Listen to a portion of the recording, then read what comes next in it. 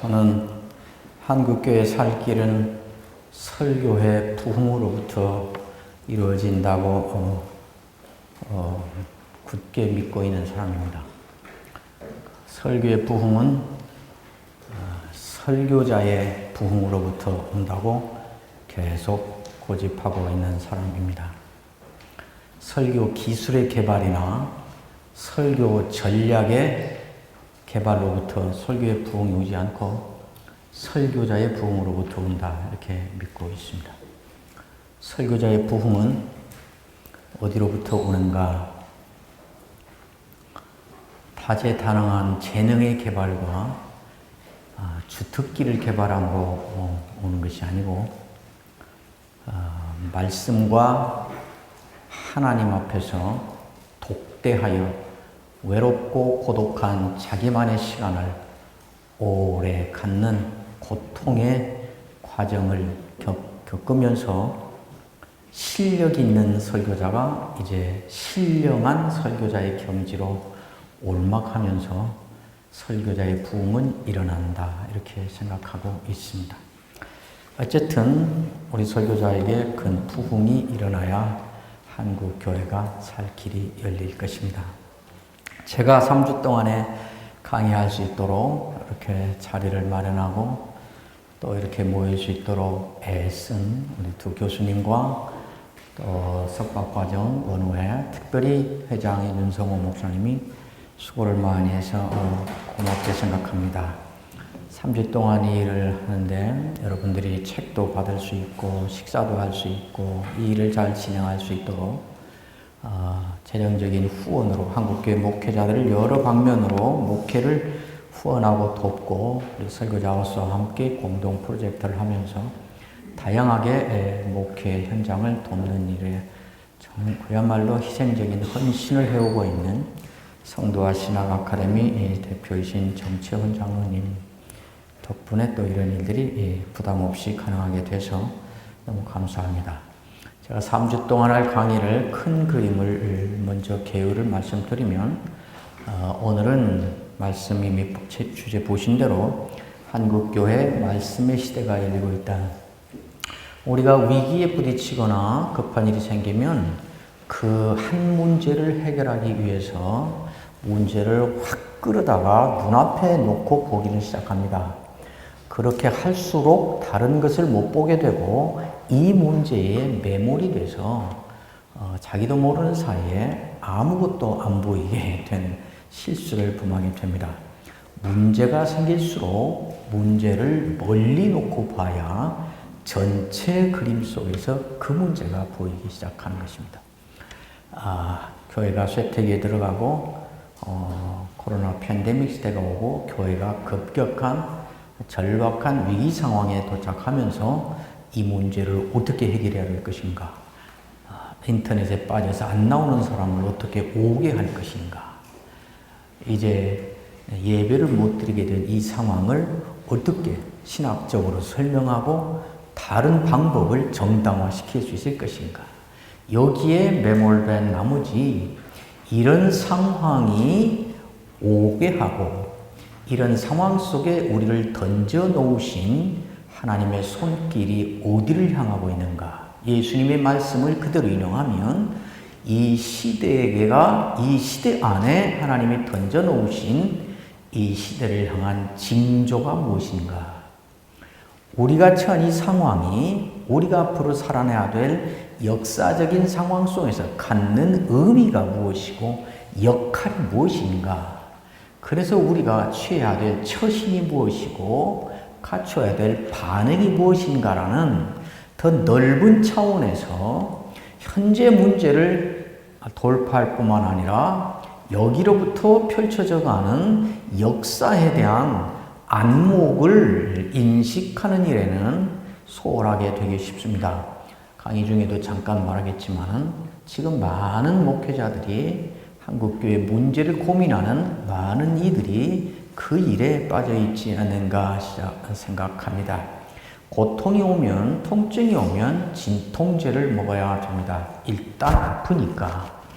그러나 진통제를 먹어서 일단 안 아프고 보면, 이거를 마비시켜 놓고 보면 그 문제가 해결되는 것이 아닙니다.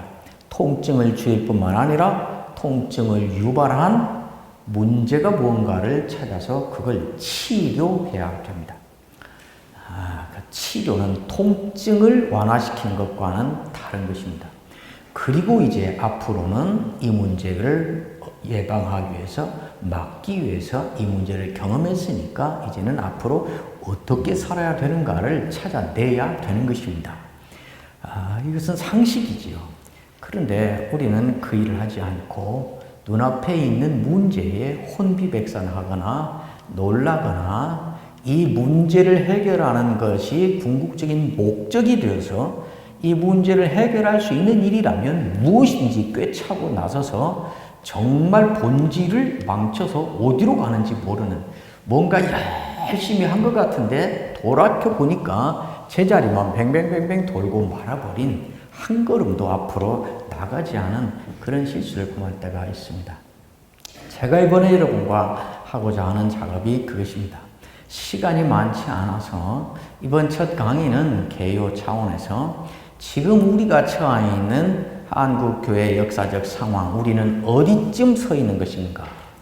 이런 상황을 통하여 하나님은 무엇을 하자 하시는 것인가? 하나님이 그 일을 하자 하는 것이 분명하다면 그러면 우리의 반응과 처신은 무엇이어야 하는 것인가? 그거를 주로 설교에 초점을 맞춰서 하려고 합니다. 왜 설교에 초점을 맞춰서 그렇게 하려는가? 제가 설교학자이기 때문에, 설교자이기 때문이 아니라 하나님의 이 시대를 향한 하나님의 손길이 이제는 그곳을 향하여 있다라는 저의 이 역사에 대한 제 나름대로의 인식과 지향성 때문에 그렇습니다. 오늘 우리가 하려고 하는 말은, 그 핵심 내용은 지난번 코로나 사태가 극심해질 때 저와 우리 이승진 교수님, 권호 교수님 세 분이 작은 책자를 하나 써낸 적이 있습니다. 뉴 노멀 시대의 교회와 목회라는 책을 써서 지금 이 상황이 무엇인가, 무엇을 우리가 할 수 있는가를 우리 세 교수가 요약해서 했는데, 그 첫 장을 제가 뉴 노멀 시대의 교회와 목회라는 주제로 설명을 했습니다. 오늘 한 내용의 책의 상당 부분은 저 괄호 쳐놓고 써놓은 게 이 책 제목인데, 거기에 있는 그 인식이 핵심이 될 것이고, 거기로부터 이제 좀 나아간 방향 제시를 제가 할 것입니다. 혹시 기회가 되시면 이 책을 한번 읽어보시면 여러 방면에서 아이디어를 얻으시는데 또 방향성을 확인하는데 도움이 되시지 않을까 싶습니다. 오늘 제가 하려는 강의는 내용을 전부 할 수 없고 그냥 핵심 개념 내용을 갖고 쥐어떠먹어 가면서 이렇게 하려고 합니다. 그 다음에 강의안을 받으셨겠지만은 강의안이 만만치 않습니다. 이것을 다 강의한다고 강의가 상당히 복잡하고 지루하고 어렵겠네 하고 겁먹으실 필요 없습니다. 다 강의하지 않고 강의할 수도 없습니다. 여기에 있는 10가지의 하나를 우리 설교자 하우스에서 4주 내지 5주씩 세미나로 강의한 것들이 이 안에 들어있기도 합니다. 그러면 하나를 뽑아서 하지 않고 왜 이렇게 10개를 다 집어넣는가? 아까 말한 것처럼 이 하나하나를 소상하게 여러분에게 강의해서 나누려 하는 데 있는 것이 아니라 큰 그림을 한번 보고, 이런 상황이고 이런 여건이고 이런 지향성이라면 이런 문제들이 우리가 인식되어야 될 문제가 아니겠는가. 한국교회 설교가 문제라고 하면 우리가 버려야 될 것은 무엇이겠는가. 지금까지 습관적으로 어떤 것들은 대책이 없어서, 어떤 것은 그냥 그렇게 몸에 배어서 그런 건 줄 알고 해왔던 그 중에 5가지, 50가지는 늘 만들 수 없겠습니까? 그러나 제가 개인적으로 그동안 가르치면서 고민하면서 제 나름대로 이것은 중요한 문제라고 생각했던 5가지 항목을 여러분에게 소개하려고 하는 것입니다. 그 항목의 내용을 전부 강의하려는 게 아니고, 그렇다면 우리가 붙잡아야 될 것은 무엇이냐? 이제 말씀의 시대가 열리고 있어서 설교의 시대를 이제 우리가 열어가는 상황에 던져져 있다면 무슨 중점을 둬야 될 것이냐라고 할 때 5가지, 또 학자에 따라서 설교자에 따라서 개인적으로 50가지 늘 이것이 중요하다고 내놓을 만한 것이 왜 없겠습니까? 그러나 저는 제가 그동안 가르쳐 온 것, 제가 설교 현장에서 고민했던 것 가운데에 이 5가지는 우리가 강단에서 설교하는 설교자로서 관심을 갖고 노력하고 갖춰야 되지 않겠는가 하고 순전히 제 개인적인 제안을 해보려고 하는 것입니다. 이걸 하나씩 하려면 얼마가 걸릴지 모르니까 그냥 큰 그림으로 아이디어를 여러분에게 제공하는 차원에서 제목 정도 하려고 합니다. 한 가지를 가지고 5주에서 6주, 어떤 건 4주를 2시간에서 3시간씩 강의한 것인데 어떻게 70분 안에 5가지를 하겠습니까? 그러니까 그런데도 왜 안 할 건데 넣어놨는가? 읽어라도 보시라고.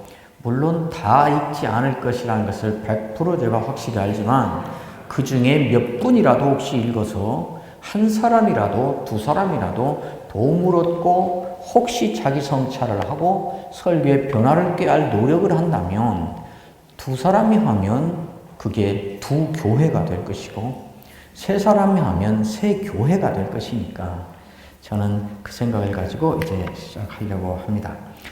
제가 이제 강의할 내용은 1시 40분까지 시간이 주어져 있는데 한국교회 말씀의 시대가 열리고 있다라는 주제로 이제 넘어가면서 강의를 하려고 합니다.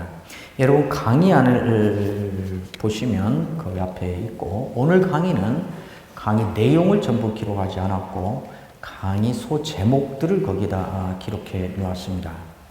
한국교회 말씀의 시대가 열리고 있다. 이게 결론입니다. 저의 확신은 이제 드디어 한국교회는 말씀의 시대가 열리고 있다. 우리끼리 통하는 말로 하자면 이제 설교의 시대가 열리고 있다. 한국교회의 절망과 소망의 이중성이라는 주제로 제가 10수년 전부터 해왔던 강의가 있습니다. 한국교회가 처한 상황은 한쪽으로는 극도의 절망적인 상황인데 동시에 그 안에 소망을 담고 있는 절망과 소망의 이중성을 갖고 있다. 그런 안목으로 추적해 나가다가 마지막 결론에 이른 결론이 무엇인가? 무엇이 소망인 것인가? 이러한 악조건 때문에 이러한 절망적인 상황 때문에 이제 모두가 다 말씀으로 돌아오고 말씀을 듣고 싶어하고 말씀에 집중할 수밖에 없는 강압적인 상황에 내몰리게 됐다. 이것이 교회가 살고 신자가 신자다워지고 목사가 목사다워지고 이제 드디어 교회가 교회다워지는 그동안 우리가 그렇게 모욕당하고 그렇게 무시당하고 배척당하고 소외당했던 그래서 사회 불신이 극도에 이르렀던 그 문제를 돌파할 길이 드디어 이것 때문에 열리기 시작한다 라는 결론에 제가 읽어서 그거를 한마디로 말씀의 시대가 열리고 있다 이렇게 담은 것입니다. 한국교회에 닥친 이중적 위기 상황인데 90년대 중반에부터 이르면서 위기론이 등장하기 시작했고 후반 2000년대에 들어가면서 그 위기론이 극도에 달하게 됐습니다. 그것이 무엇인가 하면 90년대 중반은 성장의 침체 위기론이었습니다. 이제 숫자가 늘어나지 않는다. 성장이 멈추었다라는 것이고 90년대 후반 2000년대 들어와 지금까지 오면서는 성장이 멈춘 게 아니라 이제 쇠퇴기에 들어갔다. 마이너스 성장이어서 교인이 1년에 40만이 줄었네. 그리고 거기에다가 출산 저하까지 겹쳐져서 이제 다음 세대는 없어져 버리고 있다라는 이게 위기였습니다. 성장의 쇠퇴기가 들어간 것이 첫 번째 90년대 중반부터 온 위기였습니다. 이 쇠퇴기가 몰고 온 위기를 한마디로 말하면 부흥의 위기인 것입니다. 부흥의 시대가 이제 지났다는 것입니다. 뭐든지 맘만 먹으면 할 수 있고 뭐든지 생각만 내고 아이디어만 내면 얼마든지 물적 능력과 맨파워와 그러니까 돈과 사람이 있어서 무엇이든지 할 수 있었던 부흥기의 절정에 누렸던 그 호화로움과 평안함과 사치스러움과 또 온 세계를 향하여 한국교회가 받은 복을 보라고 자랑했던 떳떳함과 당당함들이 일거에 다 사라지게 되고 이제는 쇠퇴기에 들어가서 교인이 줄어들 뿐만 아니라 교회의 교회답지 않음, 목사의 목사답지 않음, 신자의 신자답지 않음 때문에 불신 사회로부터 개혁의 대상으로 지칭을 받으면서 개독교라는 극단의 모욕적인 언사를 대책 없이 받으면서 위기에 처하게 됐고 그렇게 되다 보니까 신학적인 분별들이 약해지는 바람에 이단에 대한 분별과 대책도 약해져서 이단이 극성을 부려도 대책이 없고 교회 앞에 이단 신천지 금함 출입을 금합니다. 그것 보고 오려고 맘먹었던 신천지가 그만은구나 그러고 발길을 돌려서 가는 사람이 한 사람이라도 있었을까요? 그렇게 써놓고 우리는 이렇게 이단 대책을 세우고 있다고 자위하고 싶었을 게지요. 혹시 나중에 문제가 생기면 우리 이거 써붙였었잖아. 근데 들어왔으니까 네가 법적으로 잘못이야. 무단 출입이야. 이런 법적인 근거를 만들고 싶었겠죠. 어쨌든 그게 궁여지체 그거라도 하지 않고는 안 됐습니다. 이런 모든 위기의 핵심이 무엇인가? 부흥의 위기였습니다. 코로나 팬데믹 사태는 또 다른 차원의 위기를 몰고 왔습니다. 코로나 팬데믹이 3년 동안 되면서 결정적으로 교회가 직면했던 상황은 예배를 빼앗겨 버린 것입니다. 교회의 그 많던 프로그램과 뛰어난 행사들과 엄청난 내용들이 일거에 무용지물이 되어버리고 마지막 하나 남은 예배까지도 빼앗겨 버리는 그런 위기 상황에 봉착하게 됐습니다. 그래서 이제 교인들이 모일 수 없고 생명을 거는 결기를 가진 사람만 마스크를 쓰고 강단 앞에 나와 그것도 뚝뚝 떨어져서 한 의자에 2명씩 앉는 그리고 먼저 교회에 신청을 해서 허락을 받아야 예배에 올 수 있는 이런 처지에 이르게 된 것입니다. 그것이 끝나고 이제 다 없어진 것이 아니라 그 상황의 연속으로 제가 뒤에 이제 팬데믹이 몰고 온 그 상황을 멘탈 데믹이라 해서 뒤에 설명하겠습니다만은 이런 상황이 이제 제2의 위기 상황이 온 것입니다. 성장의 침체와 성장의 쇠퇴, 부흥의 위기가 닥쳐온 데에 이중적으로 다시 닥쳐온 충격이 무엇인가? 이 팬데믹 위기였습니다. 팬데믹 위기가 몰고 온 이게 핵심을 말하면 그것은 생존의 위기입니다. 앞의 위기가 부흥의 위기라면 이제 코로나 팬데믹으로 말미암아 한국교회가 직면한 이중적 다시 닥쳐온 겹쳐온 위기는 생존의 위기, 존재적 위기가 닥쳐오게 된 것입니다. 이것뿐인가? 그렇지 않습니다. 쇠퇴기의 역설이 있습니다. 쇠퇴기가 되면 희한한 역설적 현상이 늘 나타나곤 합니다. 쇠퇴기가 되면 이제 교회가 부흥이 안 되고 교회가 줄어들고 교회가 문을 닫기 시작하고 교회가 무기력해지고 힘이 없고 대사회적인 영향력을 상실하게 되는데 그런 상황이 오면 교인들 속에서 희한한 역설적 반응이 나타나기 시작합니다. 그것이 무엇인가? 이제는 하나님의 말씀을 듣고 싶다는 욕구가 불처럼 일어나는 것입니다. 무엇을 보고 깨달아서가 아니라, 무엇을 두고 각성해서가 아니라 그냥 본능적으로 일어나는 현상이라고 저는 그렇게 믿습니다. 아마 교회 역사를 새롭게 하시려는 성령의 역사가 교인들의 깊은 밑바닥에서부터 일어나서 나타난 현상일 것이다 이렇게 생각합니다. 왜 저는 역설적이라고 하는가? 이게 상식적으로, 논리적으로, 순리적으로 말한다면 부흥기에는 말씀을 사모하고 말씀에 열광하고 하는 것이 극도에 이르고 그것이 다 없어져 버리면, 쇠퇴기가 되면 말씀을 강조할수록 듣는 사람들이, 교인들이 교회가 이 지경이 됐는데 아직도 말씀이냐? 그리고 오히려 반대를 해야 되는데 오히려 교인들이 말씀을 듣고 싶은 욕구가 분출한다는 것입니다. 아마 지금 목회를 상당히 10수년, 90년대 중반 초반부터 목회를 혹시 해오셨거나 90년대부터 담임 목회를 하셨거나 이런 분들은 생생하게 느꼈을 것입니다.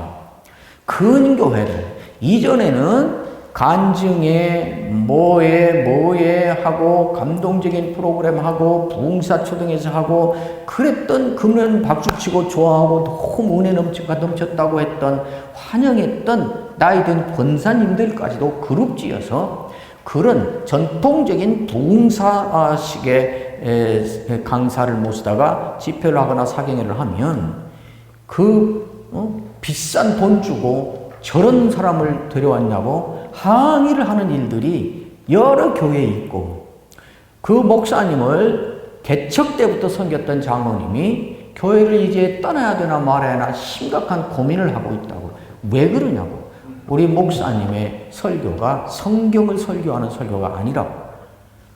그럼 목사님이 계속 성경 중심의, 말씀 중심의 설교를 해오다가 갑자기 변한 것이 아니고 개척 때부터 계속 그렇게 해왔고, 그리고 그걸 14년 가까이 은혜라고 목사님 좋다고 선전하고 교회 자랑하고 다녔는데 갑자기 왜 목사님 설교 때문에 교회를 옮겨야 말까 고민하게 한다고 장로님이 그러냐고요. 말씀을 설교하는 설교가 아니라는 것을 알았다는 것이에요. 이제 이런 일들이 도처에서 일어나고 있습니다. 오래전부터 이 강의를 했고 이 현상들을 증명해 보이곤 했습니다. 결국 쇠퇴기의 역설이 무엇인가? 이제는 교회는 축소되고 성장은 멈췄지만 강단은 말씀으로 돌아갈 수밖에 없는 압박을 교인들로부터 받고 있고, 교인들이 말씀을 듣고 싶다는 그러한 말씀을 사모하는 것이 본능적으로 일어나는 그런 현상이 벌어지고 있다 이 말입니다. 이것이 이제 말씀의 시대를 여는 촉진제가 돼서 여기에 쇠퇴기의 소망이 있다 이렇게 생각하는 것입니다. 왜 그러는가? 부흥기에 무슨 일이 일어났길래, 부흥기에 일어났던 일에 대한 교인들의 본능적인 반발인 것입니다. 무엇인가? 부흥이 처음 시작할 때는 부흥은 하나님이 일으키십니다. 부흥기 쇠퇴기가 들어가면 목회자들이 착각해서 엉뚱한 길로 가는 큰 실수가 여기에 있는데, 부흥을 사람이 일으킨 걸로 생각하는 것입니다. 시설이 좋고 프로그램이 좋고 이 규모를 키우고 멋지게 시설을 잘 맞췄더니 사람들이 쏟아져 오더라. 이것은 부흥이 일어나서 사람들이 교회로 몰려오기 시작한 다음에 사람이 많아지고 돈이 많아지니까 할 수 있어서 했던 일인데, 이것 때문에 사람들이 몰려오기 시작해서 교회가 부흥했다고 착각을 하는 것입니다. 경험에 대한 착시 현상입니다. 부흥기 초기에는, 여러분 목회를 오래 하신 분은 아시겠지만 한국교회가 부흥기에 들어갈 때 초창기에는 아무 때나 천막 치고 텐트 치고 가만히만 깔아도 사람들이 모여들었습니다. 그렇게 해서 사람들이 모여드니까 이제는 이들을 수용할 건물이 필요하게 됐고, 계속해서 오니까 이들을 만족시킬 프로그램이 필요하게 됐고, 그전에는 돈이 없어서 사람이 없어서 못했는데 이제는 막 들어오니까 사람도 있고 헌금을 하니까 돈도 생겨서 이제는 시설도 갖출 수 있고 프로그램도 돌릴 수 있고 이제는 계속 오니까 이들을 행복하고 즐겁게 해주기 위한 필요도 생겨서 그것을 할 수도 있고 그래서 하게 된 것입니다. 그러니까 이렇게 모여온 원인이 부흥이 있었다 이 말입니다. 부흥이 돼서 이게 가능하게 된 게 아니고 이것을 해서 부흥이 된 게 아니고 부흥이 시작돼서 이것이 가능하게 됐다 그 말입니다. 부흥은 그러면 어떻게 일어납니까? 하나님이 일으키신 것입니다. 하나님은 왜 일으키셨는가? 몰라요. 하나님 속을 안 들어가 봐서 모르겠어요. 그냥 하나님이 그냥 부흥을 일으키셨어요. 그러니까 가만히만 깔고 땅바닥에 있는데도 뽀여와요. 그래서 이렇게 한 것입니다. 이렇게 부흥계획해서 이제 시설로, 프로그램으로, 이벤트로, 이런저런 부수적인 행사들로 집중해서 사람들이 열광하고 좋아하고 하면서 무엇이 반드시 따라오게 되는가? 한마디로 요약하면 이제는 말씀이 없어도 사는데 지장이 없는 시대를 맞게 된 것입니다. 말씀이 없이 산다는 것은 무엇일까요? 하나님 없이 산다는 말입니다. 교회 안에 어떤 사람들이 그렇게 말했습니다. Strange silence in the church. 교회 안에 일어나는 낯선 침묵, 하나님의 침묵입니다. 교회 안에서 하나님의 침묵이 일어나기 시작합니다. 하나님의 침묵이 일어나면 결국 교인들은 하나님 없이 살게 되는 것입니다. 부흥기가 깊어질수록 하나님 없이도 말씀 없이도 잘만 사라지고 교회는 부흥만 잘 때는 이 시기를 지나면 그 다음에는 이제 교회가 타락을 하게 되고 교회가 교회 아닌 것이 되고 교회 안에서 교회 밖에서 교회가 교회답지 않고 신자가 신자답지 않다는 이유로 비난을 받게 되고 안에서는 그래서 가난한 교인이 속출하게 되고 밖에서는 그래서 교회 불신의 사회가 조성되게 되는 것입니다. 이쯤에서 쇠퇴기가 되면 여기에 착시를 가진 목회자들은 이제 그거 해서 시설 잘 갖추고 편안하게 하고 프로그램 멋있게 하고 감동적으로 잘 해서 그때 그렇게 부흥했었으니까 이것을 더 잘하면 이것이 올 거라고 생각하고 일이 힘을 쏟는 사람들이 생기게 됩니다. 반대로 간 것입니다. 교인 측에서는 이제 그런 거 말고 말씀을 듣고 싶다고 해서 양간의 길이 생기는 것입니다. 쇠퇴기의 그것이 역설입니다. 코로나 사태는 아까 생존의 위기라고 말했습니다. 코로나 사태가 몰고 온 대변혁이 있습니다. 이거는 시간이 많이 갔으니까 제가 이 책을 한번 읽어보시고 핵심 키워드만 말하겠습니다. 비정상의 정상화입니다. 코로나 팬데믹 시대에 우리가 경험한 것을 한마디로 요약하면 뭘까요? 이전에는 그것이 지극히 비정상적이었던 것. 아니 친구를 만났는데 악수도 하지 말고 자식이 유학 갔다 돌아오는데 공항에 환영도 가지 말고 남편이 출장 갔다 2주 만에 돌아왔는데 한 달 만에 돌아왔는데 2주 동안은 만나지도 못하고 격리했다가 만나고 같이 있지 말고 떨어져 있고 붙어서 예배 드리지 말고 예배는 집에서 모니터로 드리고 이런 그 핵심은 뒤에 말하겠습니다. 너 혼자 있어. 너 혼자 있어야 다른 사람이 살아. 너 혼자 있어야 너도 살아. 이것입니다. 모든 것으로부터의 단절. 이것을 더 철학적인 한마디로 요약하면 인간의 철저한 비인간화입니다. 그러니까 이걸 경험하면서 모두가 본능적으로 쏟아내는 말들이 사람 사는 것 같지가 않아. 사람인 것 같지가 않아. 이게 사람 맞아? 이런 삶을 더 살아야 돼? 이런 것입니다. 근데 그것이 오래되면서 정상이 되고 있다 이 말입니다. 지금은 혼자 밥 먹는 것 정상입니다. 악수 안 하는 것 정상입니다. 눈인사만 하는 것 누구나 싸가지 없다고 말하지 않습니다. 당연히 그래야 되는 줄 압니다. 이거를 제가 뉴노멀 시대라고 했습니다. 비정상이던 것이 앱노멀이었던 것이 이제는 노멀이 되는 새로운 시대를 맞고 있다. 어떤 인류학자는 인류의 문명사를 뒤바꿀 만한 전환이 이걸로 말미암아 이루어질 거라고 이미 코로나 사태가 조금 진행되면서 말하는 학자의 책을 제가 본 적도 있습니다.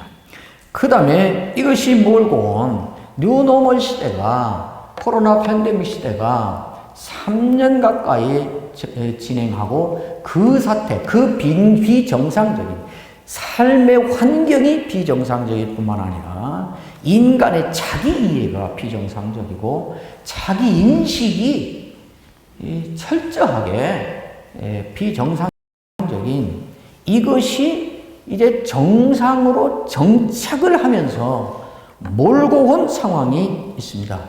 이걸 제가 한마디로 저는 제가 만든 용어로 멘탈 데믹이라, 앞에 코로나가 급속도로 확장되면서 세계를 지배해버리는 이 상황을 팬데믹이라 그랬다면, 팬데믹이 몰고 온 전 세계적인, 전 사회적인 현상이 무엇인가? 이것을 멘탈 데믹이라.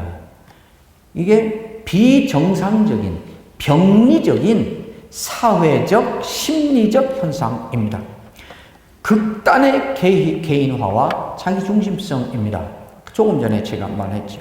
그 다음에 불안과 좌절, 외로움과 상실감입니다. 사람은 하나님이 창조하실 때 혼자 살도록 만들지 않았습니다. 혼자 사는 것이 익숙해져 있고 편하고 이제는 괜찮고 누구 있으면 귀찮다고 혼자 있는 것이 오히려 행복하고 편안하다고 하지만 그렇지 않습니다. 본인도 알지 못하는 사이에 그 본능 깊은 곳에서는 늘 그것 때문에 느끼는 외로움과 고독 때문에 사는 것이 사는 것 같지 않고 고독하고 힘들고 절망적이고 막막한 그 정서를 늘 걸머치고 살아야 되는 그런 상황이 와버리고 만 것입니다. 이런 상황이 지금 이 시대에, 앞으로 한동안 계속될 시대의 삶의 본질이라고 인식을 한다면, 이런 상황에서 이런 의식을 가지고 사는 사람들에게 우리는 무엇을 설교할 것인가가 그래서 정해지지 않겠냐 이 말을 하는 것이죠. 이런 사회 인식, 우리 교인들은 어디서 따로 살다가 교회에 오는 게 아니고 교회 안에서 울타리 치고 사는 것이 아니고 이런 사회 속에서 살다가 주일날 한 번 돌아오는 사람들이어서 우리 설교자들이 이들이 사는 세상이 어떤 세상인가, 이들은 무슨 문제를 지금 걸머쥐고 사는가, 어떤 사회 여건에 던져져 있는 사람들이 이 강단을 찾아 나오고 있는 것인가를 인식해야 거기에 맞는 설교를 우리가 하지 않겠는가 하는 것이 저의 생각에서 이런 추적을 해 나가는 것입니다. 불안과 좌절, 외로움과 상실감, 그 다음에 여러분들이 생각하는, 주위에서 확인하는, 여러분 자신에게서 발견하는 이런 상황들, 요약할 수 있는 사회심리적 공황상태, 멘탈 데믹 시대라는 제하에 집어넣을 수 있는 상황인 무엇들입니까? 그거를 한번 적어 넣어 보시라고 공란을 놨습니다. 이게 뭐 셋도 있을 수 있고 넷도 있을 수 있고 다섯도 있을 수 있겠죠. 그거를 막연하게 온 세계를 향하여 하지 말고 여러분이 목회하는 교회 상황에서 한번 해보십시오. 코로나 시대를 통과하고 와서 코로나 시대가 만들어 던져버린 이 상황을 살고 있는 우리 교인들은 제가 말한 멘탈 데믹 시대를 살고 있다라는 개념으로 분석을 해보고 이해를 해본다면 무엇일까라고 생각해서 그걸 한번 기록해 놓고 보십시오. 그리고 물어보십시오. 우리 교인들은 이런 문제를 걸머쥐고 이런 상황 속에서, 이런 여건 속에서 매일매일을 살며 그 속에서도 신자로 살아보겠다고 필요를 갖고 내가 접하는 강단 안으로 오는 사람이라면 나는 이들에게 무엇을 이번 주에는 설교를 해야 되겠는가를 고민해 보십시오. 그러면 구체적인 적용력이 있는 메시지를 여러분들은 고민하게 될 것이고, 그 고민이 여러분 앞에 펼쳐져 있는 본문을 해석하는 어떤 관점으로 여러분들을 이끌어 갈 것입니다. 설교의 큰 테두리에서 본질적인 적용이라고 하는 것은 성경 한 구절 포함해서 이것을 저들에게 어떻게 써먹을까 이런 좁은 의미의 적용이 아니라 이런 시대 상황, 이들의 삶에 잇대어지는 메시지가 무엇일까라는 것을 고민해서 그걸 내놓는 적용으로 가야 된다고 생각합니다.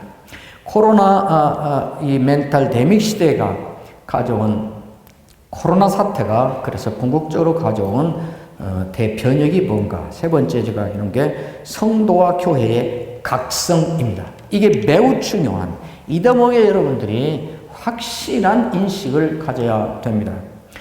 언뜻 보면 불안하고 절망하고 좌절하고 어떻게 보면 이제 3년 동안 인터넷 온라인 예배 드리다 보니까 거기에 익숙해져서 가는 게 귀찮아졌고 그래서 교회 안 오고 이런 비상적인 현상학적인 관찰을 보면 그런 부정적인 요소들로 가득 차 있어서 절망적이겠지만 그래서 이것을 어떻게 다시 끌어올까 일이 가기 쉽겠지만 그러나 그 내면에 들어가서 다시 보시면 여기에 놀라운 다른 가능성이 있습니다. 그래서 제가 그걸 각성이라 그랬습니다.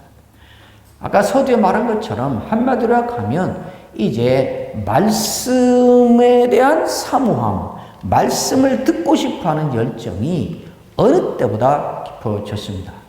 예배에 대한 가치를 어느 시대보다 중요하게 여기게 되었습니다. 그 시대에 지난 3년 동안 다 빼앗겼습니다. 심지어 예배마저도 빼앗겼습니다. 마지막 남은 것이 이제는 그 멋지던 프로그램, 이벤트, 그 행사들, 그런 내용들 다 무용지물이 됐고 쓸모가 없게 됐고 어느 것도 할 수가 없게 됐고 예배 하나 살아남은 것입니다. 그 예배를 온라인으로 드리든지 마스크 쓰고 와서 띄엄띄엄 뛰어 앉아서 허락받고 와서 드리든지 둘 중에 하나 선택해서 드리는 것 뿐이지 결국은 예배 드리잖아요. 왜 생명의 위협을 감염의 위협을 느끼면서 마스크를 쓰고 주일마다 소수지만 찾아 나와 앉아 있는 것일까요? 뭐요? 제가 자주 그랬죠. 제자 훈련 받자고 나오는 거 아닙니다. 간증 듣고 감동 받자고 나오는 거 아닙니다. 경배와 찬양하고 눈물 흘리자고 나오는 거 아닙니다. 예배 드리자고 나오는 것입니다.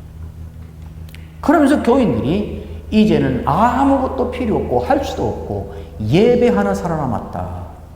저는 자주 그 시편 137편 바벨론 포로 붙잡혀가서 바벨론의 여러 강변 거기 앉아서 털썩 주저앉아 우리가 울었다.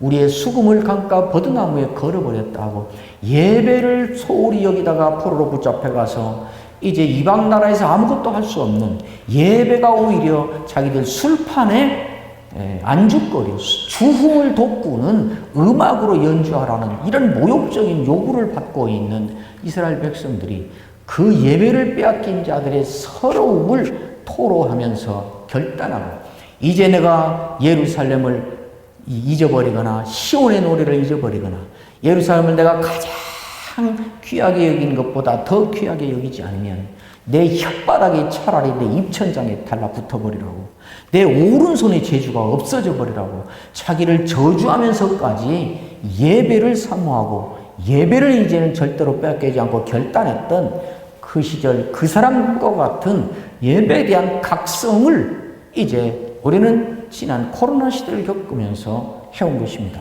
모든 교인이 그런 거 아닙니다. 그걸 느낀 교인들이 교회 안에 남아 있는 것입니다. 그러면 왜 예배를 드리려고 하는가? 예배 여러 요소가 있습니다. 예배학적으로 예배를 달리 얼마든지 말할 수 있습니다. 그러나 지금 현상학적으로 한국교회 교인들이 예배를 드리러 간다 할 때는 예배 교인들에게 그 말이 맞는지 틀리는지 신학적으로 그대로 놔야 되는지 말아야 되는지 그것은 논외로 두고 현상학적으로 보면 우리 교인들에게 예배 드리러 간다는 말은 설교 들으러 간다는 말하고 동일한 말입니다. 그렇죠? 그러니까 결국 아까 쇠퇴기에 일어났던 말씀에 대한 사모보다 비교할 수 없는 강도가 있는 말씀을 듣고 싶은 교인들의 열정이 이 팬데믹 시대를 거치면서 일어나고 있다 이 말입니다. 그러니까 저는 2중 3중으로 부흥이 침체되고 성장이 마이너스가 되고 팬데믹이 밀려오면서 2중 3중으로 한국교회는 절망의 상황을 만나면서 동시에 말씀의 시대가 이제 우리의 노력에 의해서가 아니라 환경에 의해서 하나님의 손길에 의하여 강압적으로 주어지고 있는 특별한 상황을 만나고 있다. 여기에 소망이 있다. 저는 그렇게 생각하는 것입니다. 멘탈 데믹과 그 이후 시대의 역설, 그게 제가 지금 한 말입니다. 그 역설이라고 그랬어요. 아까 쇠퇴기 역설도 말씀으로 저들이 지금 사모하는 데 돌아오고 있다. 멘탈 데믹과 그 이후 그 시대의 역설도 뭔가, 교회 학생이 뭔가. 또 여러분 계속 한 말이 그것 아닙니까? 이제 기본으로 돌아가야 한다. 기본으로 돌아가야 한다는 말을 바꿔서 본질로 돌아가야 된다. 본질로 돌아가야 된다는 말을 바꿔서 하나님께로 돌아가야 된다. 이 말이죠. 이게 다 너무 추상적인 말들이지요. 기본으로 돌아가고 본질로 돌아가고 하나님께로 돌아가고 그것을 하는 구체적인 방법이 무엇인가? 이렇게 다 수백만 원씩 들여서 금박으로 족자를 만들어서 집에 걸자. 교회 표 플래카드를 다 이걸로 바꾸자. 그러면 되는 것인가? 구체적으로 일이 돌아간다는 것의 구체적인 내용이 뭔가? 결국 말씀으로 돌아가는 것입니다. 말씀으로 돌아가는 것밖에 없는 것입니다. 그래서 저는 이제 한국교회는 말씀의 시대가 열리고 있다. 성도들이, 교인들이 지금 한국교회 상황으로 볼 때 교인들이 가장 집중적으로 가장 많은 사람이 단시간에 말씀을 집중적으로 접촉할 수 있는 유일한 기회가 한국교회에서는 설교 시간입니다. 그렇지? 설교 시간입니다.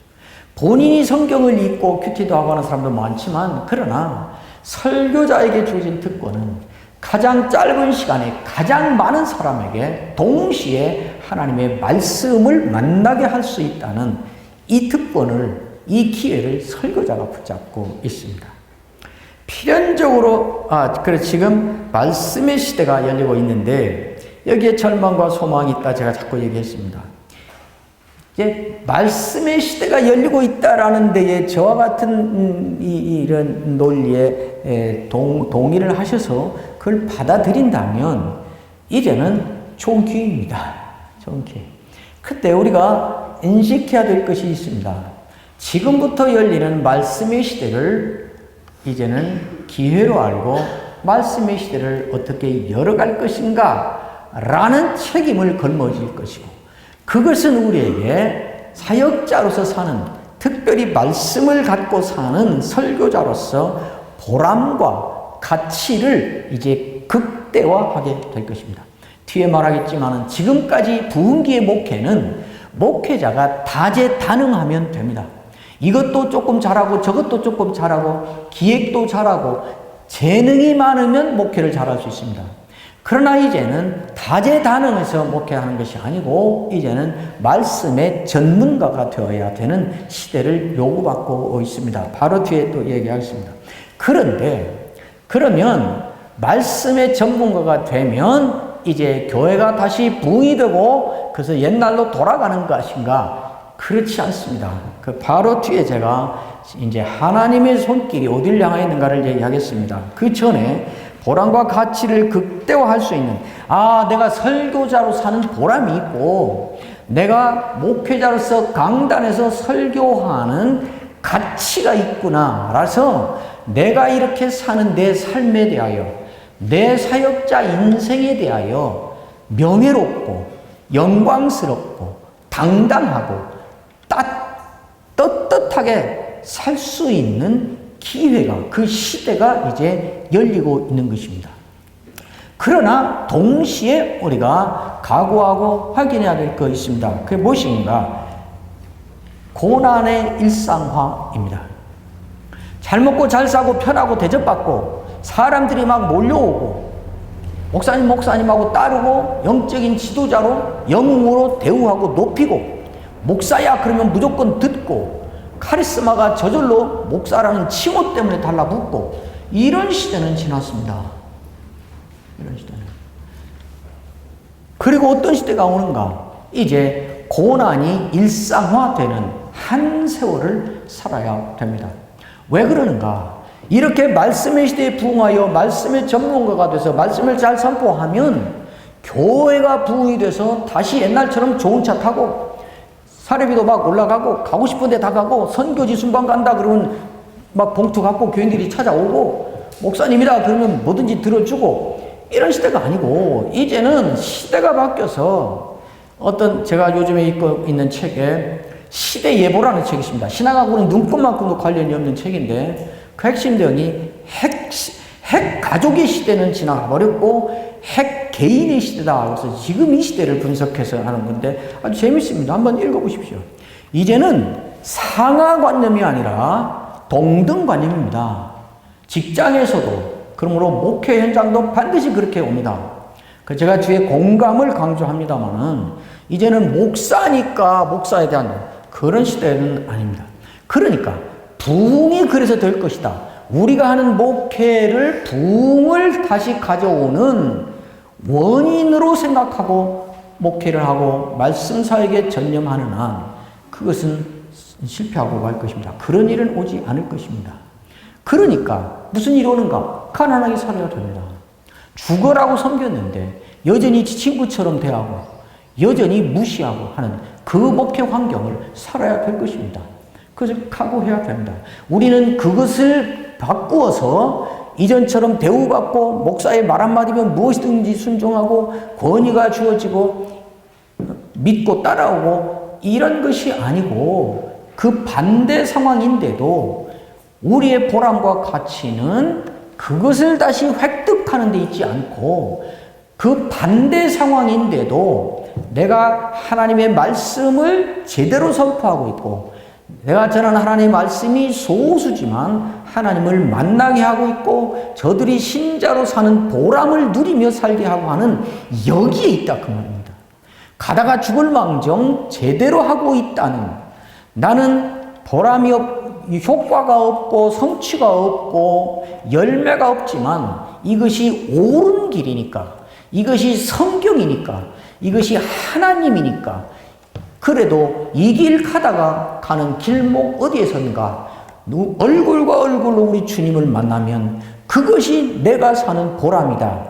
내가 사는 영광이고 나의 가치다. 라는 목회자의 가치관, 목회자의 자기 인식, 자기 인생관의 획기적인 변화가 와서 그것 때문에 보람이 극대화되고 가치가 극대화되는 그 삶을 산다 그 말입니다. 아까 제가 첫마디에 그랬지요. 설교의 부흥은 설교자의 부흥으로부터 온다고. 그 이야기를 제가 지금 하고 있습니다. 멘탈 데믹과 팬데믹 시대의 하나님의 의도, 여기서부터 이제 좀 중요한 이야기를 제가 하려고 합니다. 한마디씩으로 이제 한 문장으로 요약하고 갈 수밖에 없는데, 하나님의 이 시대에, 그리고 앞으로 열려지는 시대에 하나님의 관심은 어디에 있는가? 여러분, 제발 제 말을 믿고 이 생각을 갖고 목회를 한번 해보십시오. 하나님의 관심은 이제 부흥인가 아닌가 거기에 있지 않습니다. 하나님의 관심은 이제 커지는가 작아지는가, 하나님의 관심은 큰 일을 하는가 큰 일을 못하는가 여기에 있지 않습니다. 지금부터의 이 시대 하나님의 관심은 진짜인가 아닌가 여기에 있습니다. 진짜인가 아닌가. 하나님이 이 기준으로 이제는 이 한국 교회에 판을 새롭게 짜려고 하는 것입니다. 하나님의 관심은 부흥이나 규모나 일이나 성취에 있지 않고 진짜인가? 진짜인가? 더 쉬운 말로 하면 신자다운가? 교회다운가? 목사다운가? 하나님은 전 국민이 복음화 됐는가? 여기 있지 않고 여기에 있는 얘들 진짜인가? 여기에 관심이 있다 이 말입니다. 전도를 엄청나게 많이 했는가? 전도를 조금 했는가? 전도의 열매가 어느 게 나타나는가? 여기 하나님의 관심이 있지 않고 네가 목회하는 네게 교인들 진짜인가? 너 설교 진짜인가? 너 목사라는데 진짜 목사인가? 진짜인가 아닌가? 여기에 하나님의 관심이 있습니다. 수가 얼마나 되는가? 여기에 하나님 관심이, 당분간은 하나님의 집중적인 관심은 거기에 있지 않습니다. 그렇게 해서 하나님은 뭘 하자는 것인가? 하나님의 의도는 무엇인가? 판을 새로 짜자는 것입니다. 지금도 계속 우리 열심히 해서 이제 팬데믹도 지났으니까 열심히 다시 해서 부흥기를 다시 돌립시다 라고 여기저기서 부흥 어게인 운동을 일으키고 있는데 고마운 일이지요. 고마운 일이죠. 그러나 제 개인적으로 그런 일은 오지 않을 것입니다. 하나님의 의도가 올해 하는 거 봐서 부흥을 다시 시켜줘야겠다. 여기 있지 않기 때문에 저는 심지어 이렇게도 말합니다. 그리 가는 것은 하나님의 앞으로의 역사 진행의 정면으로 반역하는 것이 될 것이다. 하나님은 부흥을 다시 와서 세력을 확장하고 여기 있지 않고 이제는 진짜를 만들려는 것이다. 리셋이다. 어게인이 아니라 리셋이다. 이 말은 바로 어디로 가는가? 많은 교회 목회자들이, 많은 교회 특별히 여기 당회원들이 없어서 교회 의사결정을 하는 그 지도급에 있는 중직자들이 없어서 별 효과가 없을지 모르지만 목회자들이라고 알고 좀 설득을 하십시오. 많은 교회들이 그리고 목사님들이 받는 압박이 계속 찾아와서 이제 코로나도 지나고 팬데믹도 지나는데 그 교인 수가 이렇게 줄었는데 몇 사람이 지금 인터넷 예배만 드리고 교회를 안 오는데 여기 대책을 세워야 하지 않겠습니까? 목사님 뭘 좀 해야지 않겠습니까? 이것 때문에 대책은 없는데 계속 이것 때문에 압박을 거니까 이게 나가라는 말인가? 이거 해결 안 하려면 목회 그만두라는 말인가? 스트레스로 잠 못 이루는 목회자들이 많고 자꾸 늘어가고 있습니다. 그러나 여러분 담대하십시오. 그리고 설득을 하고 제 한 말을 잘 듣고 설득을 하고 말을 하십시오. 지금 많은 사람들이 편안함으로 그러든지 불만이 있어서 어쩐 일인지 모르지만 온라인 예배를 드리면서 오지 않습니다. 온라인 예배 드려요 하면서 사실은 예배도 안 드리고 안 오는 사람들도 그 중에 있습니다. 어떤 사람은 교회에 대한 불만 때문에 이 일이 있기 전부터 가나안 교인이라는 이름으로 나가서 지금 대기하고 있는 사람들이 있습니다. 그런데 목회의 모든 초점과 교회의 모든 예산과 초점과 비중을 어떻게 하면 저 사람들을 다시 돌아오게 해서 빈자리를 채울까? 여기에 맞추는 것이 옳은가? 그러면 여기에 마스크를 쓰고 목숨을 걸고 나와서 앉아있는 사람, 그 많은 사람들이 안 오고 있는데 그게 편한 줄 몰라서가 아니라 바보 천치여서가 아니라 그렇게 하면 편하다는 거 알고 자기 집에 더 좋은 모니터 있는 거 알고 자기도 얼마든지 그렇게 할 수 있다는 거 아는데도 꾸역꾸역 주일이면 찾아 나와서 강단 앞에 쪼그리고 앉아 강단의 설교자의 입술이 열리기만을 기대에 차서 기다리고 있는 이 사람들은 뭔가? 가나안 교인들, 여기 나와서 있는 사람들은 그 사람들이 본 교회의 잘못된 꼬라지를 안 봐서 그러는 건가? 이 사람들은 지극히 마음이 선해서 그 사람들이 갖는 불만과 분노를 못 느껴서 그런 것인가? 무감각해서 그런 것인가? 나가서 안 오는 가나안 교인들이 느낀 교회에 대한 불만, 목회의 부조리에 대한 분노 다 가지고 똑같이 봤고 똑같이 가지고 있는데 그런데도 안 나가고 여기 버티고 앉아있는 이 사람들은 누구인가? 한동안 제 고민이 그거였습니다. 제가 내린 결론은 어쩌면 이 사람들이 알곡일 가능성이 있다. 알곡일 가능성이 있다. 그렇다면 우리 목회의 핵심은 어디에 있어야 할 것인가? 그래서 그 뒤에 제가 써놓은 말이 그 말입니다. 하나님의 세판짝의 핵심은 본질 기본으로 돌아가라. 그 다음에 규모의 목회가 아니라 알곡 목회를 해야 된다 그랬는데 제가 얼마 전부터 여기저기 내놓는 그 캐치프레이즈가 이것입니다. 알곡으로 알차게 하라. 알곡으로 알차게 하는 일에 목회에 비중을 싣고 교회에 비중을 실어라. 이렇게 하기 위해서는 당회원들과 교인들과 목회자가 합의를 봐야 될 것이 있습니다. 이 철학에, 이 시대를 이해하는 이 안목에 합의를 봐야 됩니다. 그렇지 않으면 목회자 혼자 이렇게 하게 되면 교인들과 또 당회원들은 계속 목회자를 압박하고 공격할 것입니다. 왜 저 사람들을 안 오게 하냐고, 왜 대책을 안 세우냐고. 그래서 결국 목사님의 무관심이나 목사님의 게으름이나 목사님의 무능으로 몰아갈 것입니다. 여러분들에게 내가 분명한 이 시대를 보는 이 신학적 입장 때문에 나의 목회적 철학의 근거에서 나는 이렇게 합니다. 교인 수가 좀 줄어들더라도 이제 알곡 목회를 합시다. 이분들을 행복하게 합시다. 이분들이 신자답게 하고 지금까지는 기독교적 교양이 많은 기독교적 언어 구사력을 갖추는 교인들을 길러내는 목회를 내가 해왔습니다. 그러나 이제는 우리 교회의 목회 목적은 신앙이 성숙하는 신자를 길러내는 목회를 해야 됩니다.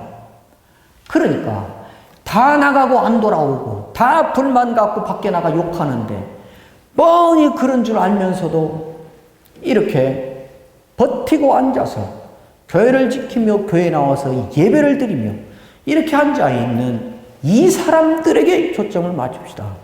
알곡일 것입니다. 하나님이 이제 이 사람들을 진짜로 만들고 싶은 것 같습니다.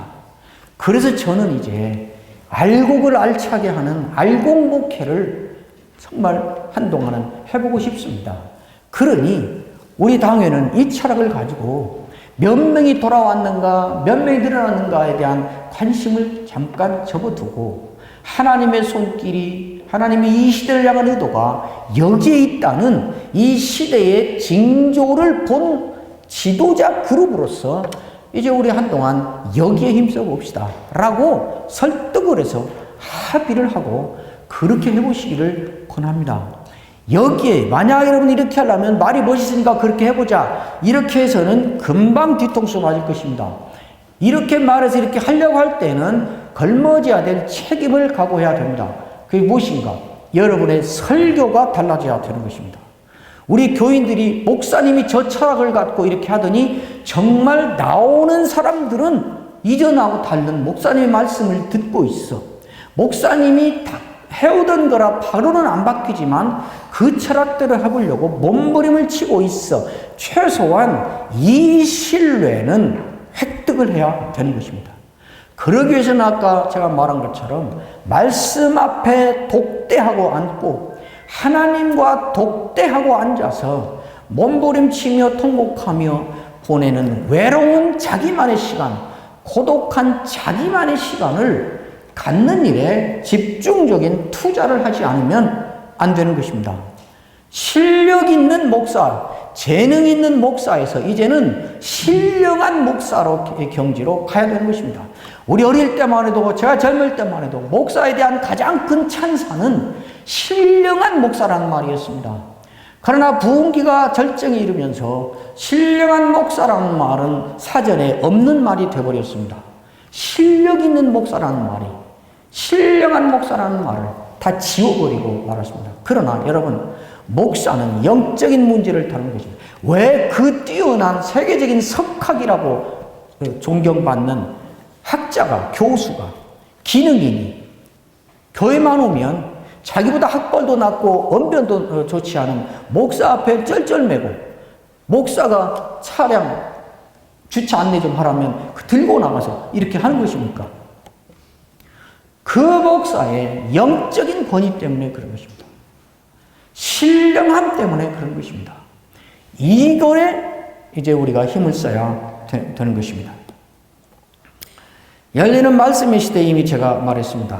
그런데 시대적 변화와 목회자랑 시대적 교회적 요구로 제가 지금까지 말했는데 결국은 말씀 사역입니다. 말씀의 시대가 열리고 있다는 것을 여기 새겨 넣으십시오. 말씀의 시대가 열리고 있는 이 말을 교인편에서 보면 이제는 내가 강단에서 우리 목사님을 통하여 하나님의 말씀을 듣고 싶다.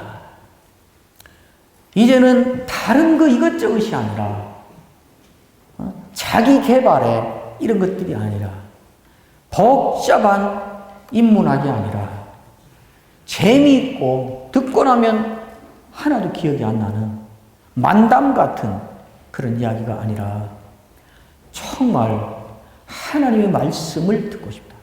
하나님의 말씀을 통해서 하나님을 만나고 싶다. 이런 욕구가 지금 여기에서 깔려 그 기대를 가지고 나와 있다는 것을 염두에 두고 거기에 맞는 설교를 하도록 그런 설교자가 되도록 그것을 고민하고 있다는 설교자의 모습을 저들이 인식할 수 있도록 자기 갱신을 해야 된다 그 말입니다. 제가 새벽마다 아침마다 하는 기도 가운데 하나는 그것입니다. 하나님 설교자 하우스를 이렇게 25년이나 간신히 명맥을 이어가는 것이 아니라 갈수록 더 번창하게 암이 걸려서 죽을 투병을 하는데도 더 큰 기대가 있고 더 일을 할 수 있도록 이렇게 펼쳐놓은 것이 말씀의 시대를 여시는 이 시대를 위한 것이 아닌가 하는 생각이 듭니다.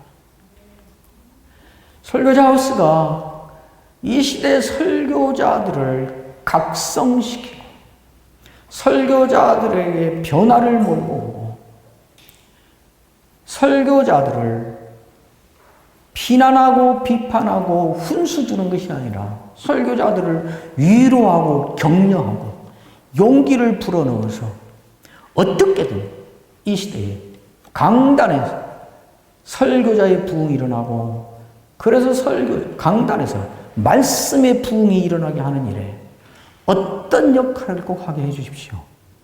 이것이 아침마다 드리는 저의 기도입니다. 여러분 이번에 120여 명이 신청하셨다는데 저에게는 교회 120개입니다. 제가 매주 경남 하동에서 여기를 올라왔다 내려가 3주를 연속으로 올라왔다 한다는 것이 상당한 위험 부담입니다. 그럼에도 하기로 한 건 이런 배경 때문입니다. 이 교회에서 단 5명만 해서 변화가 일어나서 방향선회를 하고 지향성을 바꿔서 해도 교회 5개를 건진 것이다. 이런 생각을 하고 있는 것입니다. 프로 설교자가 되어야 됩니다. 듣기 싫고 자존심 상하고 제 멱살이라도 잡고 싶은 분노가 생기실지 모르겠지만 저를 포함하여 정직하게 돌아보면 제가 오래전부터 이 말 해왔습니다. 우리 목회자들은 우리 설교자들은 다른 사람들하고 비교해 볼 때 다른 프로들하고 심지어 10대 아이돌하고도 비교해 볼 때도 우리는 프로가 아닙니다. 우리는 아마추어로 살았습니다. 이제 프로 설교자가 되어야 됩니다. 아마추어는 취미로 하고 재미있게 하고 해도 되고 안 해도 돼서 하고 프로는 그걸 잘하기 위해서라면 모든 걸 하고 그걸 잘하기 위한 일에 목숨을 거는 사람을 프로라고 합니다. 70대 중반의 배우가 영화 한 편 찍으면서 버스 운전 기사 역할을 잠깐 단역으로 맡았는데 그거를 잘 감당하기 위해서 운전 학원을 다니면서 버스 운전을 한다는 말을 들었습니다. 프로 설교자가 되어야 됩니다. 잘하기 위해서는 모든 걸 해야 되는 것입니다. 80대 중반에 들어서는 패티김이 지난번에 불의 명곡에 은퇴해서 10몇 년인가 20년 다 된 후에 거기 전설로 나서 다시 했어요.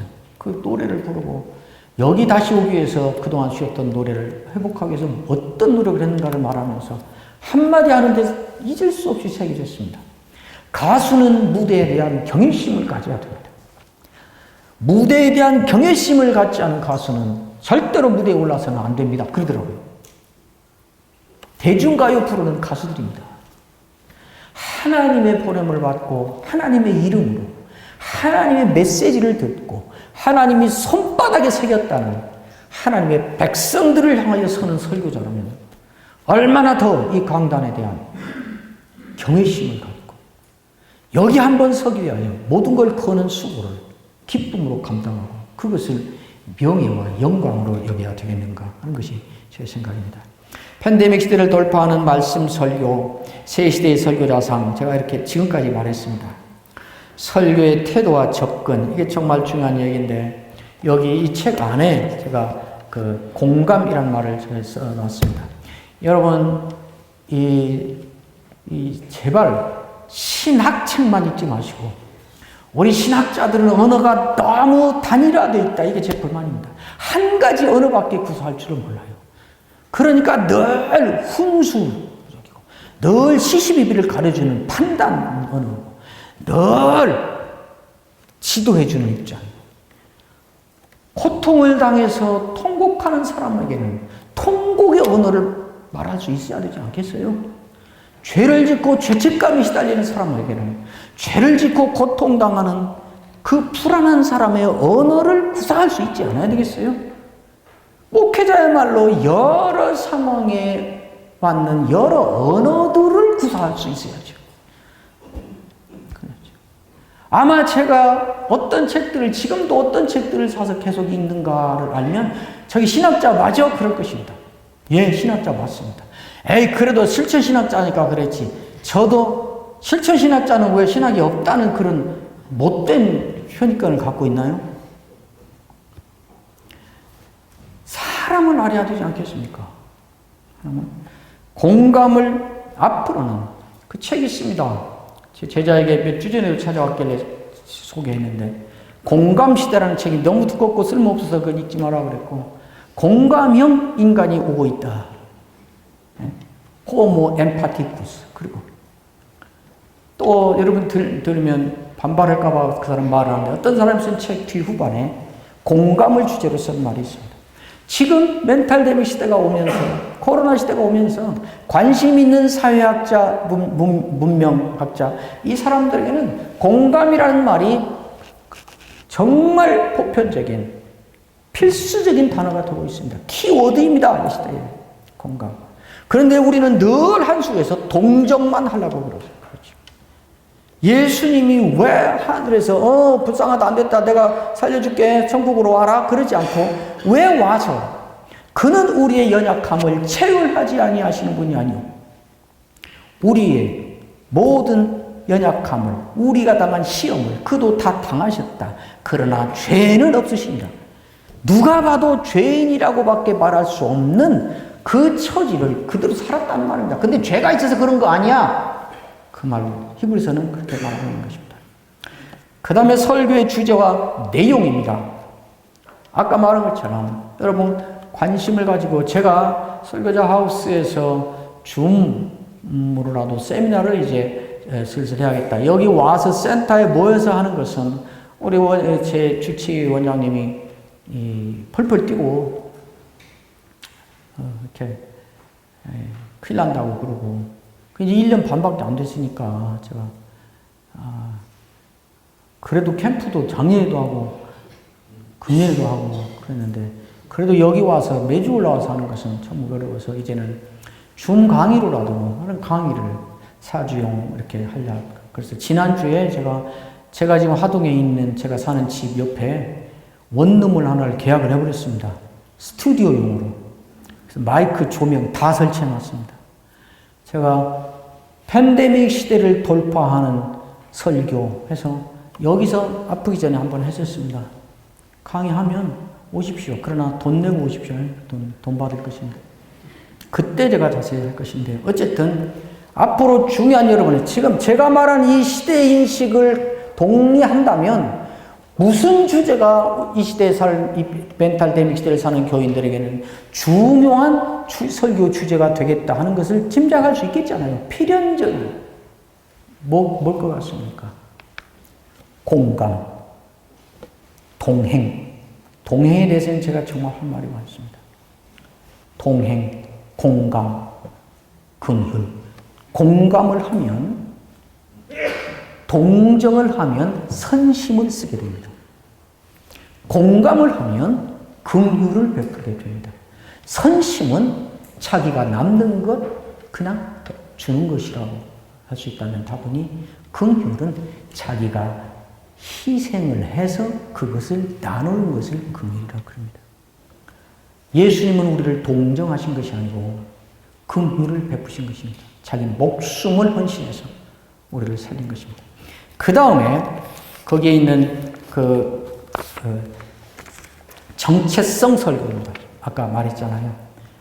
우리의 가장 극심한 문제가 신자가 신자답지 않고 교회가 교회답지 않고 목사가 목사답지 않다는 것 때문에 교회 안팎에서 불신이 일어났고 그것이 교회의 모욕과 교회의 불신과 교회의 무시당하는 쇠퇴 이 위기를 만들어 왔다고 본다면 무엇이 또 하나의 중요한 주제가 될까요? 정체성 설교를 하는 것입니다. 이 문제는 붙잡을 것 5가지 거기에 제가 정체성 설교를 회복하라 하고 넣어놨으니까 그때 또 이야기할 것이고 그 다음에 여기에 기록하지 않은 또 하나의 주제가 있습니다. 여러분들이 꼭 관심을 가져야 될 역설적 두 주제라 제가 그렇게 하는데 이 역설적인 두 주제의 설교를 반복적으로 강조해서 할 필요가 있습니다. 첫째는 사람은 인간은 얼마나 아무것도 아닌가라는 주제를 계속 설교해야 됩니다. 코로나 시대가 준 가장 큰 충격이 이것이기 때문에 그렇습니다. 시편 2편을 잘 읽어보고 그걸 설교해야 됩니다. 코로나 시대가 닥치자마자 준 가장 큰 충격은 무엇이었습니까?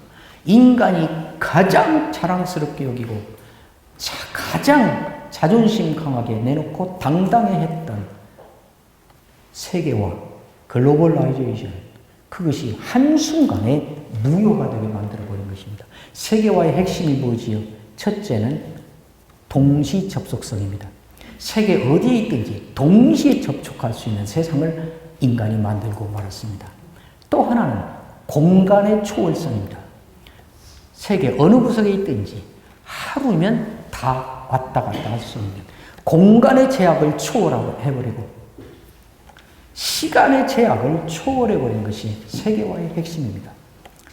코로나 바이러스, 눈에 보이지 않는 것 바이러스 하나가 등장하니까 헤롯이 꼼짝없이 물려서 죽은 그 정도는 비교도 할 수 없이 온 세계에 모든 항공, 만남, 모든 것이 다 무용지물이 됐습니다. 다 취소해야 되고, 다 코로나 하나가 전 세계를 지배하는 독재자가 됐습니다. 코로나가 허락해야만 움직일 수 있게 됐습니다. 그때 우리는 알은 것입니다. 이렇게 문명의 극대로 인간이라면 이제 무엇이든지 할 수 있고 법만 허락한다면 인간도 복제해낼 수 있고 우리는 컴퓨터 하나만 가지면 못할 것이 없고 이제 화성에 정착지를 개발하겠다고 나섰던 기고만장했던 이 인간들에 대하여 인간이 얼마나 아무것도 아닌가를 극단적으로 저는 하나님 하신 일이라고 그때부터 말했습니다. 하늘에 계신 자가 웃으시며 주께서 저희를 비웃으시리로다. 그러니까 인간이 얼마나 아무것도 아닌가를 강조하는 메시지를 계속 해야 됩니다. 누구나 인정할 것입니다. 맞아. 그전에는 이렇게 그런 말 하면 헤이 달에도 갔다 오고 이제 화성에 간다는데 지금 뭐 이런 일이 일어나는데 뭐 그런 말을 그런데 지금은 누구도 반박할 수 없게 됐습니다. 인간이 얼마나 아무것도 아닌가를 강조하면서 그 다음에 시편 2편에 나오는 그 말입니다. 내가 내 왕을 예루살렘에 세웠다. 내 아들의 입맞추라. 그러니까 이제는 우리가 다 하나님께로 돌아가는 길밖에 없다. 이 메시지가 반복적으로 주어져야 됩니다. 두 번째는 역설적이라고 제가 한 것이 정반대적인 메시지입니다. 그게 뭔가? 사람은 얼마나 존귀한가? 인간은 얼마나 존귀한가? 아까는 인간은 얼마나 아무것도 아닌가? 라는 것을 반복해서 강조하는 메시지를 해야 되고 이어서 같이 역설적으로 인간은 얼마나 존귀한 존재인가를 같이 해야 됩니다. 왜냐하면 상황적으로도 그렇습니다. 모든 인간이 지금 신자나 불신자를 만나고 인간의 자존감이 완전히 바닥나고 말았습니다. 인간의 가치, 모두 다 그런다니까요. 이 사람 사는 거 맞아? 사람이 사람 같지가 않아? 다 그렇게 말하고 있습니다. 깊은 좌절과 회의가 빠져서 방황하고 있고, 인정하기 싫은데 상황이 받아들일 수밖에 없고, 뭐 하나 내가 하고 싶은 대로 할 수 있는 것이 없고, 그렇게 되어 있습니다. 그러니까 사람은 얼마나 존귀한가라는 것을 계속 강조해야 됩니다. 왜 인간은 존귀한가? 하나님이 자기 형상대로 만들었으니까. 인간의 인권과 인간의 존귀함과 인간의 가치가 극대화될 수 있는 길은 인간 중심의 인본주의로 가야 된다고 자꾸 말하는, 이건 사기입니다. 인본주의로 가면 조절되지 않고 절제되지 않는 자기 탐욕이라는 종착점으로 가요. 사람이 사람에 대하여 원수가 되는 대로 끌고 가고야 합니다. 사람이 가장 존귀와 가치가, 사람의 존엄성이 가장 극대화되는 것은 하나님 앞으로 인간을 끌고 가는 수밖에 없습니다. 하나님이 인간을 만들었어. 하나님급으로 만들었어. 여기에 있는 것입니다. 두 번째는 하나님이 대신 죽은 존재니까. 우리 인간 하나 살리자고 하나님이 대신 죽었어. 아담 인간의 존재를, 존귀함을, 얼마나 존귀한가를 강조하는 메시지의 근거는 하나님이 자기의 영광과 자기의 나라와 자기의 찬송을 사람에게 맡기셨어. 그죠? 나의 찬송을 저들만 부르게 하려다 그랬잖아요. 그리고 데살로니가전서 2장 12절에 보면 그러잖아요. 하나님이 저들은 하나님이 부르신 자들이다. 하나님의 그의 나라와 그의 영광을 주려고 부르신 자들이다. 그러니까 여러분들이 성경을 읽으면서도 이제 이 시대는 이런 메시지가 필요하다. 이런 메시지를 저들에게 들려줘야 된다. 이 시대의 요구다라고 생각을 하고 성경을 보시게 되면 이 생각이 여러분의 본문을 접근하는 관점들을 새롭게 개발해낼 것입니다. 피상적이고 관례적이고 습관적으로 늘 해오던 상투적인 메시지를 하던 본문들이 이제는 새로운 메시지, 이들의 상황을 이때에 꿰뚫고 가는 메시지로 전환되는 관점으로 이렇게 오게 될 것입니다. 그런 설교를 들으며 교인들이 은혜를 받을 뿐만 아니라 우리 목사님 설교가 변했어. 말씀하신 대로 우리 목사님 진짜 설교를 갖고 우리를 살찌우게 하려고, 우리가 말씀을 통해서 하나님 만나게 하려고 목사님 정말 애쓰고 계시오. 이렇게 해서 우리가 말해온 방향으로 어깨가 흘러가도록 그렇게 될 것이라 생각합니다. 교회는 끝나지 않는다. 새로워질 뿐이다. 제가 이것도 우리 설교자우스 캠프에서 수년 전에 했던 본문인데 제목만 적어놨습니다. 여러분, 교회는 끝나지 않습니다. 요한계시록 1장에서 5장까지 핵심 메시지가 그것입니다. 교회는 어디에 있는가? 지금 사도 요한을 불문하고 그 당시에 같이 복음 전도에 나서고 예수님의 제자로 하나님의 교회로 세워졌던 교회들이 다 겪는 시대적 고민이었습니다. 교회는 이제 이거로 끝이 아닌가? 우리가 속은 거 아닌가? 누구도 배교했다는데, 어느 교회도 문 닫았다는데, 어디도 핍박받아 끝났다는데, 누구도 이제는 신앙을 버렸다는데, 이 소식이 계속 들려오는 상황에서 주어진 말씀이 요한계시록 1장에서 5장 그 부분이 초두에 강조가 뭔가? 교회는 끝나지 않는다는 것입니다. 교회를 누가 붙잡고 있는가 하는 것이 1장의 말씀이고, 교회는 어디에 잇대어 있는가? 하늘 보호자에 잇대어 있다 하는 것이 4장이고, 교회는 어린 양 예수가 붙잡고 잇대어 있다. 그런데 교회가 끝나겠냐? 하는 것입니다. 그러면 뭔가? 2장 3장이 교회는 끝나는 것이 아니고 다만 새로워질 뿐이다. 이렇게 말하고 있습니다. 2장 3장은 교회를 심판하기 위해서 보낸 편지가 아닙니다. 이기는 그에게는 매번 이기면 상이 있어. 다시 해봐, 다시 해봐. 이렇게 되는 것입니다. 여러분, 용기를 내시고 시대를 두려워하지 말고 막연한 불안의 사람 앞에서 허겁지겁 허둥지둥 그렇게 해서 여러분의 정열과 여러분의 신앙과 세월을 허송하지 말고 이 시대에 하나님이 여시는 시대를 보고 거기를 맞게 하나님이 이끌어가신 역사에 발을 들여놓고 그 역사를 진행해가는 당사자로 함께 가시기를 바랍니다. 강의가 10분이 오가 됐는데 여기까지 하겠습니다.